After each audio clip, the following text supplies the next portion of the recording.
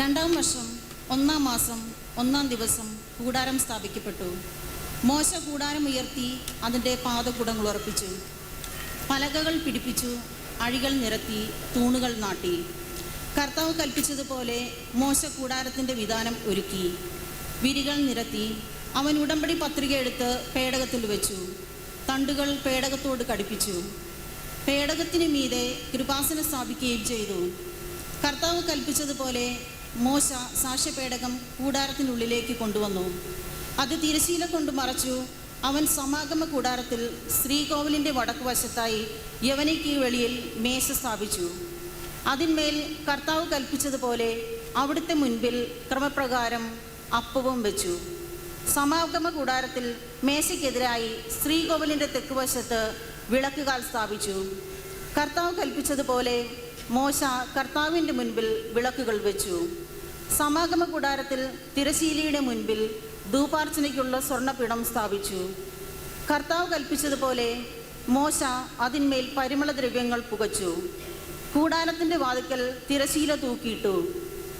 കർത്താവ് കൽപ്പിച്ചതുപോലെ സമാഗമ കൂടാരത്തിൻ്റെ വാതിക്കൽ ദഹനബലിപീഠം സ്ഥാപിക്കുകയും അതിന്മേൽ ദഹനബലിയും ധാന്യബലിയും അർപ്പിക്കുകയും ചെയ്തു.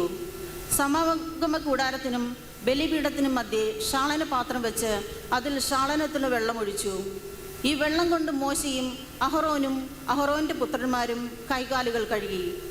കർത്താവ് മോശയോട് കൽപ്പിച്ചതുപോലെ അവർ സമാഗമ കൂടാരത്തിൽ പ്രവേശിക്കുമ്പോഴും ബലിപീഠത്തെ സമീപിക്കുമ്പോഴും ഷാളന കർമ്മം അനുഷ്ഠിച്ചു പോന്നു. അവൻ കൂടാരത്തിനും ബലിപീഠത്തിനും ചുറ്റും അങ്കണമുണ്ടാക്കി. അങ്കണ കവാടത്തിൽ യവനികയിട്ടു. അങ്ങനെ മോശ ജോലി ചെയ്തു തീർത്തു. അപ്പോൾ ഒരു മേഘം സമാഗമ കൂടാരത്തെ ആവരണം ചെയ്തു. കർത്താവിൻ്റെ മഹത്വം കൂടാരത്തിൽ നിറഞ്ഞു നിന്നു. മോശയ്ക്ക് സമാഗമ കൂടാരത്തിൽ പ്രവേശിക്കാൻ കഴിഞ്ഞില്ല, കാരണം മേഘം അതിനെ ആവരണം ചെയ്തിരുന്നു. കർത്താവിൻ്റെ മഹത്വം കൂടാരത്തിൽ നിറഞ്ഞു നിന്നിരുന്നു. മേഘം കൂടാരത്തിൽ നിന്ന് ഉയരുമ്പോഴാണ് ഇസ്രായേൽ ജനം യാത്ര പുറപ്പെട്ടിരുന്നത്. മേഘം ഉയർന്നില്ലെങ്കിൽ അതുയരുന്ന ദിവസം വരെ അവർ പുറപ്പെട്ടിരുന്നില്ല. കർത്താവിൻ്റെ മേഘം പകൽ സമയത്ത് കൂടാരത്തിന് മുകളിൽ നിലകൊണ്ടിരുന്നു. രാത്രി സമയത്ത് മേഘത്തിൽ അഗ്നി ജ്വലിച്ചിരുന്നു. ഇസ്രായേൽ ജനം യാത്രയുടെ ഓരോ ഘട്ടത്തിലും ഇത് ദർശിച്ചു.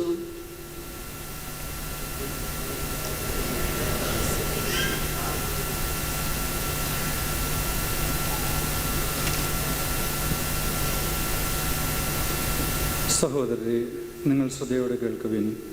യേശയ്യായുടെ പുസ്തകത്തിൽ നിന്നുള്ള വായന.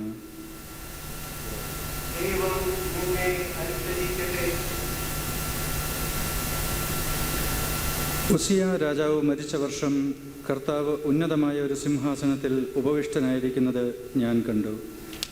അവിടുത്തെ വസ്ത്രാഞ്ചലം ദേവാലയം മുഴുവൻ നിറഞ്ഞു നിന്നു. അവിടുത്തെ ചുറ്റും സെറാഫുകൾ നിന്നിരുന്നു.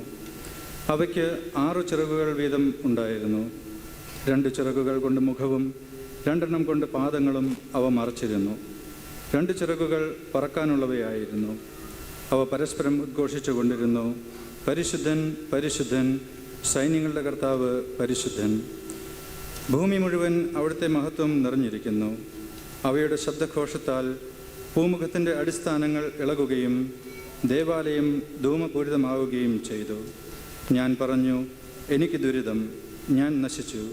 എന്തെന്നാൽ ഞാൻ അശുദ്ധമായ അധരങ്ങളുള്ളവനും അശുദ്ധമായ അധരങ്ങളുള്ളവരുടെ മധ്യേ വസിക്കുന്നവനുമാണ്. എന്തെന്നാൽ സൈന്യങ്ങളുടെ കർത്താവായ രാജാവിനെ എൻ്റെ നയനങ്ങൾ ദർശിച്ചിരിക്കുന്നു. അപ്പോൾ സെറാഫുകളിലൊന്ന് ബലിപീഠത്തിൽ നിന്ന് കൊടിൽ കൊണ്ട് എടുത്ത ഒരു തീക്കനലുമായി എൻ്റെ അടുത്തേക്ക് പറന്നു വന്നു. അവൻ എൻ്റെ അധരങ്ങളെ സ്പർശിച്ചിട്ട് പറഞ്ഞു, ഇത് നിൻ്റെ അധരങ്ങളെ സ്പർശിച്ചിരിക്കുന്നു. നിൻ്റെ മാലിന്യം നീക്കപ്പെട്ടു, നിൻ്റെ പാപം ക്ഷമിക്കപ്പെട്ടിരിക്കുന്നു. അതിനുശേഷം കർത്താവ് അരുളി ചെയ്യുന്നത് ഞാൻ കേട്ടു. ആരെയാണ് ഞാൻ അയക്കുക? ആരാണ് നമുക്ക് വേണ്ടി പോവുക? അപ്പോൾ ഞാൻ പറഞ്ഞു, ഇതാ ഞാൻ, എന്നെ അയച്ചാലും. അവിടുന്ന് അരുളി ചെയ്തു, പോവുക, ഈ ജനത്തോട് പറയുക, നിങ്ങൾ വീണ്ടും വീണ്ടും കേൾക്കും, മനസ്സിലാക്കുകയില്ല. നിങ്ങൾ വീണ്ടും വീണ്ടും കാണും, ഗ്രഹിക്കുകയില്ല. അവർ കണ്ണുകൊണ്ട് കാണുകയും ചെവി കൊണ്ട് കേൾക്കുകയും ഹൃദയം കൊണ്ട് ഗ്രഹിക്കുകയും അങ്ങനെ മാനസാന്തരപ്പെട്ട് സൗഖ്യം പ്രാപിക്കുകയും ചെയ്യാതിരിക്കേണ്ടതിന് അവരുടെ ഹൃദയങ്ങളെ കഠിനമാക്കുകയും ചെവികളെ മന്ദീഭവിപ്പിക്കുകയും കണ്ണുകളെ അന്ധമാക്കുകയും ചെയ്യുക. കർത്താവേ, ഇത് എത്ര നാളത്തേക്ക് എന്ന് ഞാൻ ചോദിച്ചു.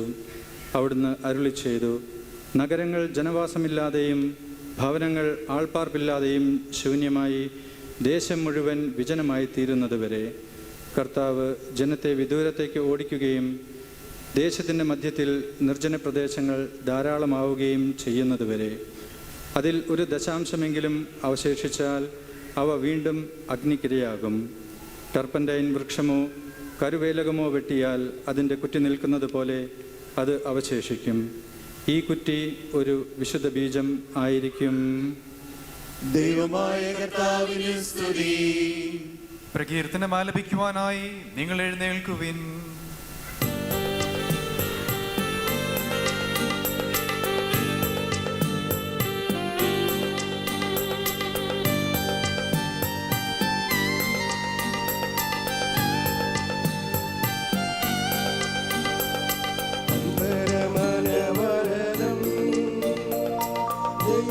ദൈവമഹത്വത്തെ വാഴ്ത്തി പാടുന്നു. ദിവ്യാത്മാവിൻ ഗീതികളാ, ഹല്ലേലൂയ ഗീതികളാ. കർത്താവിൻ തിരുരഹസ്യത്തിൻ നിർമ്മലമാകും അനുസ്മരണം കൊണ്ടാടാം ഇന്നീ വേദികയിൽ.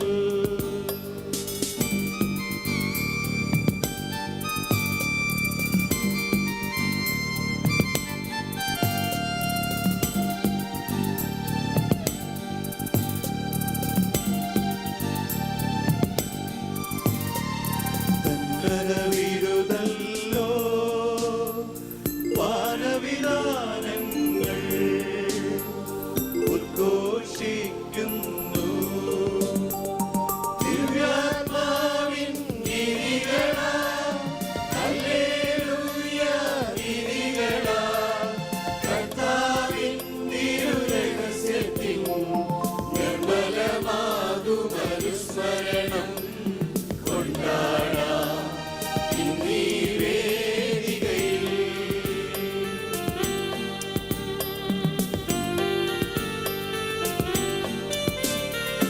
പകലുകൾ പകലുകളോ അവിരതമവിടുത്തേ പുകളുര ചെയ്യുന്നു.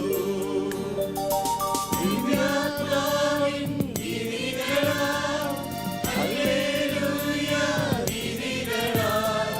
കർത്താവിൻ തിരുരഹസ്യത്തിൻ നിർമ്മലമാകും അനുസ്മരണം കൊണ്ടാടാം ഇന്നീ വേദികയിൽ.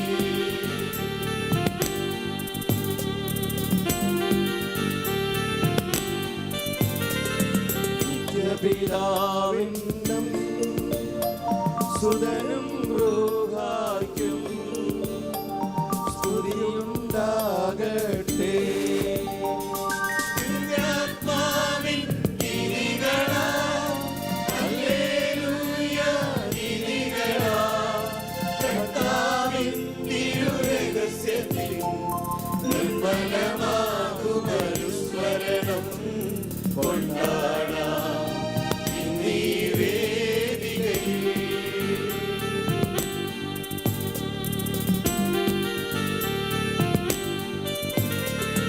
ആദിയിലെ പോലെ ഇപ്പോഴും എപ്പോഴും എന്നേക്കും ആമേൻ.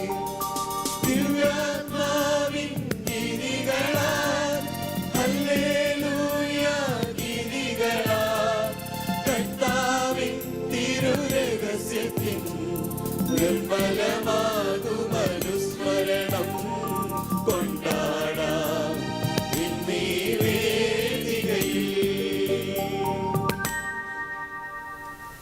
ഞങ്ങളുടെ കർത്താവായ ദൈവമേ, അങ്ങയുടെ ജീവദായകവും ദൈവികവുമായ കൽപ്പനകളുടെ മധുരസ്വരം ശ്രവിക്കുന്നതിനും ഗ്രഹിക്കുന്നതിനും ഞങ്ങളുടെ ബുദ്ധിയെ പ്രകാശിപ്പിക്കണമേ.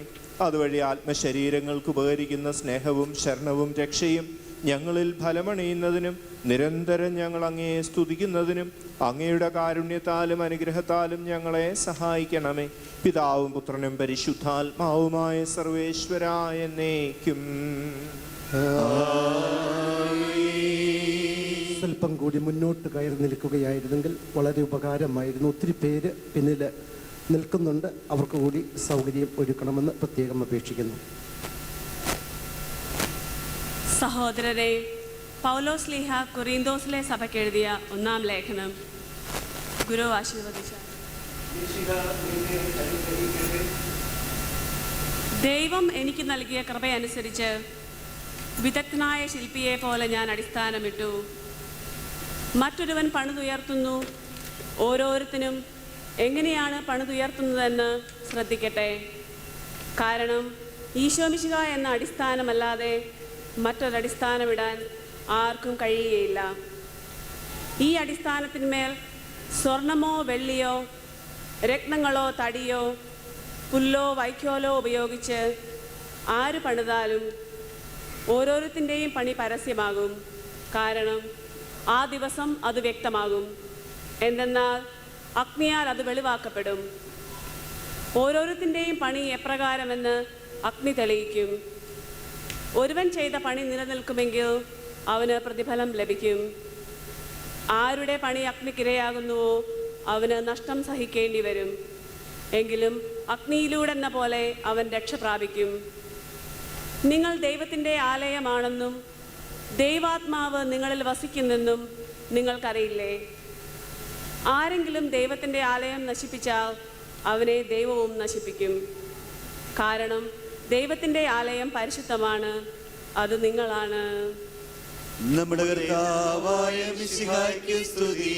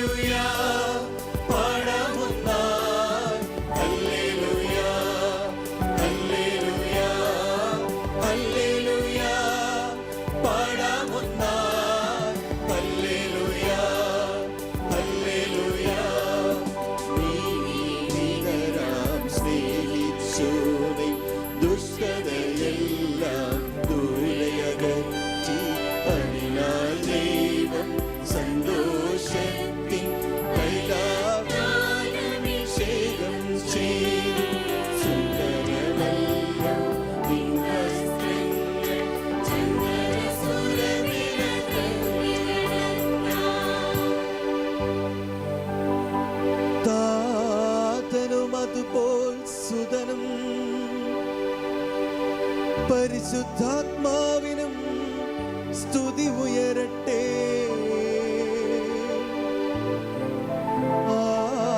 ആദിമുതൽക്കേന്നും നിത്യവുമായി ഭവിച്ചിടട്ടെ.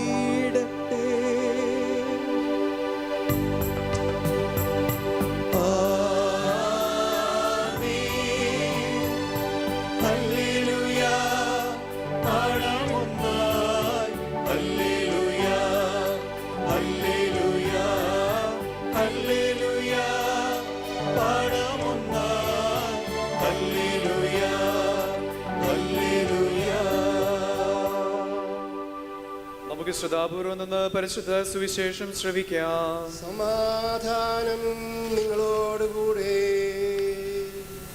അങ്ങയോടും അങ്ങയുടെ ആത്മാവോടും കൂടെ. വിശുദ്ധ യോഹന്നാൻ അറിയിച്ച നമ്മുടെ കർത്താവ് ഈശോ മിശിഹായുടെ പരിശുദ്ധ സുവിശേഷം. നമ്മുടെ കർത്താവായ മിശിഹായ്ക്ക് സ്തുതി. യഹൂദരുടെ പെസഹ അടുത്തിരുന്നതിനാൽ ഈശോ ജെറുസലേമിലേക്ക് പോയി. കാളാട്, പ്രാവ് എന്നിവ വിൽക്കുന്നവരെയും നാണയം മാറ്റാനിരിക്കുന്നവരെയും ദേവാലയത്തിൽ അവൻ കണ്ടു. ഈശോ ചരട് കൊണ്ട് ചാട്ടയുണ്ടാക്കി അവയെല്ലാം ആടുകളെയും കാളകളെയും ദേവാലയത്തിൽ നിന്ന് പുറത്താക്കി നാണയമാറ്റക്കാരുടെ നാണയങ്ങൾ ചിതറിക്കുകയും മേശകൾ തട്ടിമറിക്കുകയും ചെയ്തു. പ്രാവുകൾ വിൽക്കുന്നവരോട് അവൻ പറഞ്ഞു, ഇവയെ ഇവിടെ നിന്ന് എടുത്തു കൊണ്ടുപോകുവിൻ. എൻ്റെ പിതാവിൻ്റെ ഭവനം നിങ്ങൾ കച്ചവട സ്ഥലമാക്കരുത്. അവിടുത്തെ ഭവനത്തെക്കുറിച്ചുള്ള തീക്ഷ്ണത എന്നെ വിഴുങ്ങിക്കളയും എന്ന് എഴുതപ്പെട്ടിരിക്കുന്നത്. അപ്പോൾ അവൻ്റെ ശിഷ്യന്മാർ അനുസ്മരിച്ചു. നമ്മുടെ കർത്താവായ മിശിഹായ്ക്ക് സ്തുതി.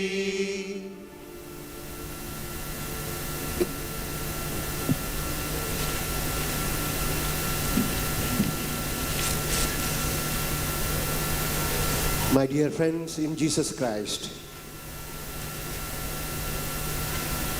this is a very grace-filled, joyous day for all of us. For the eparchy of the Syro-Malabar Church in Australia, and especially for the St. Euphrasia parish community of North Adelaide. In the name of God, I invoke God's abundant blessing on this parish community, and I congratulate them for this beautiful,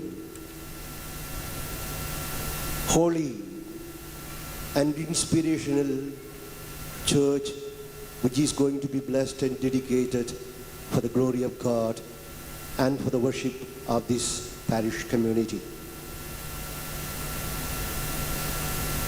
As I recalled in the beginning,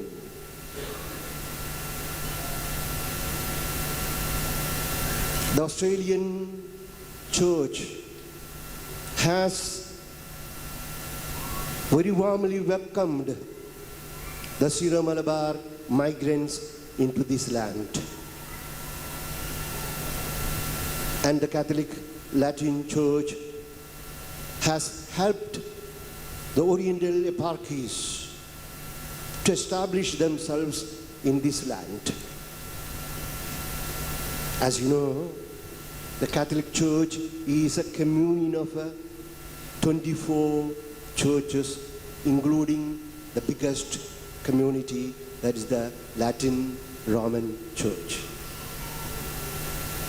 There are 5 Oriental eparchies besides the Latin Church in Australia. They are Maronites, Melkites, Chaldeans, and Ukrainians. And the last to come are the Syro-Malabar Church. And this one is the second building church consecrated and dedicated to the glory of God in Australia for the Syro-Malabar eparchy. And as I recalled, we are very grateful to all the bishops of Australia, and especially the then President of the Australian Catholic Bishops' Conference, Archbishop Philip Wilson, who was instrumental in giving non-objection for the establishment of the Syro-Malabar eparchy in Australia. I'm sure that Monsignor Philip Marshall will convey our warmest regards to Archbishop Philip Wilson, and I invite all of us to pray in a special way for Archbishop Philip Wilson. You remember the pain he has undergone for the last few years, both mental, moral, psychological, and now physical, being sick due to bowel cancer. Be assured, Monsignor Philip, that the Syro-Malabar community, not only here, but elsewhere in Australia, will remember Archbishop Philip Wilson and also the Archdiocese of Adelaide for its great, great help to us. Now, this ceremony is conducted in the Oriental tradition of the East Syrian liturgy.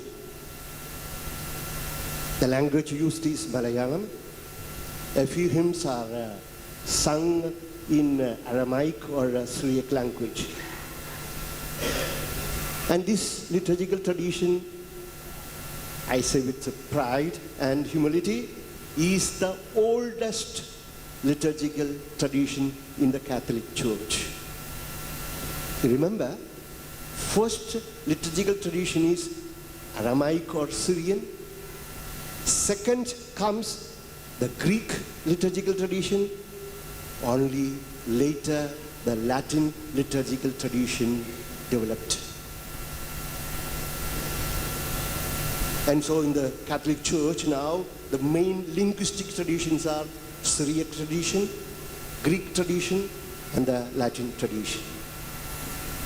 And now today's readings.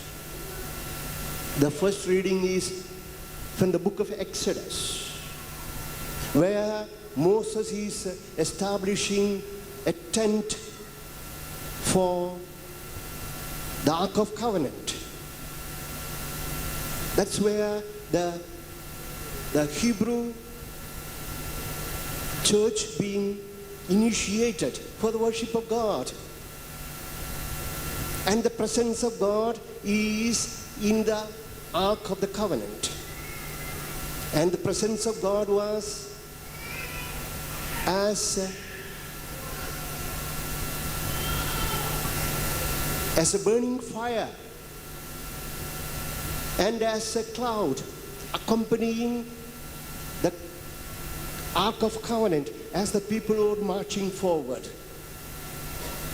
And the second reading is from the book of Isaiah, where he is having a vision of the heavenly adoration. Hallelujah, hallelujah, hallelujah. In fact, every Eucharistic celebration is partaking in the heavenly liturgical tradition, where the whole angels and saints sing hymns to the glory of God. And we are taking part in that heavenly liturgy through our own weak, human, earthly liturgical hymns and prayers. The third reading is from the letter of St. Paul. And St. Paul is informing us that every foundation should be on Jesus Christ. Not only of this church, but also for our life. Jesus Christ is the foundation stone upon which we should build everything, including this church, above all, our life